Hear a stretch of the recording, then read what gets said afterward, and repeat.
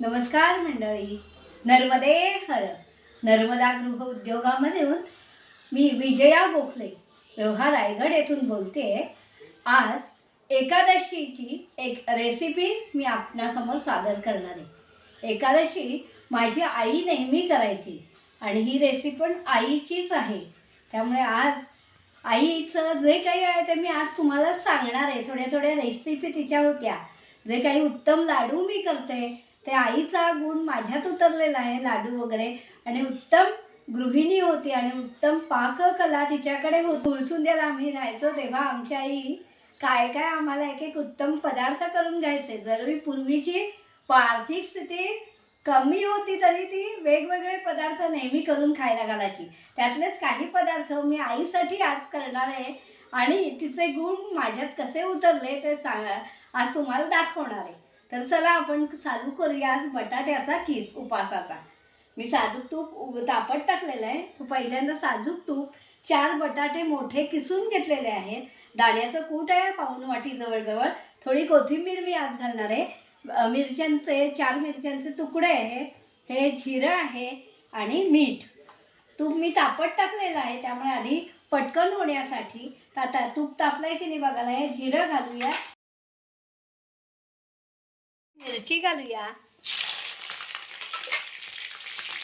आणि हा बटाट्याचा किस टाकला होता म्हणजे काळा नाही पडत. 4 बटाट्याचा किसून ठेवले आणि पाण्यात टाकले आणि ते आता फोडणीत घालायचे.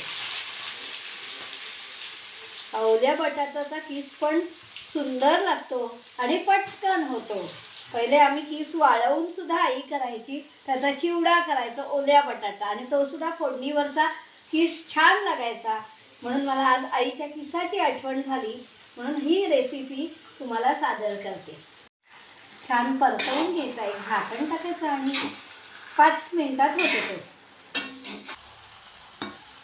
मी चांगलं ढवळून घेतलं आहे आणि आता हे झाकण ठेवलं किसावर म्हणजे वाफ येते तिथपर्यंत मी काही माझ्या माहेरचा प्रसंग सांगते.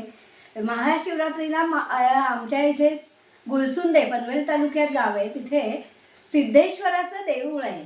तिथे मोठी जत्रा भरते महाशिवरात्रीला आणि आई नेहमी एक वात लावायची. शिवरात्रीची वात त्याला म्हणतात. ती मी केली आहे. ती रात्रभर जळायची. तर शंभू महादेवांना ती वात लावायची असते रात्रभर. तर ती देवळात जत्रा असायची आणि आम्हाला इतका आनंद व्हायचा. वर्षातून एकदा सगळा बाजार आमच्या गावात यायचा. पंचक्रोशीतले लोक तिथे अजूनही येतात आणि स्वयंभू सिद्धेश्वराचं देऊळ, पाताळगंगा नदी वाहते आणि अशी पहाटेपासून गर्दी चालू होते ते रात्री 12पर्यंत गर्दी असते. तर असं हे गाव आणि तिथली आज रेसिपी मी तुम्हाला सांगितली. आम्ही वाफवळून घेतला आणि आता त्यात दाण्याचं कूट घातलंय. पाऊण वाटी दाण्याचं कूट होतं ते घातलं आणि आता पुन्हा ढवळून घेतला. शिजलेला आहे की शिजून झाल्यावर दाण्याचं कूट घालायचं. आपल्याला खोबरं हवं असलं तर खोबरं घालू शकता. शेवटी मीठ. हे असं दाण्याचं कूट घातलं, कोथिंबीर घातली आणि मीठ घातलंय आणि हा आता किस खायला तयार आहे.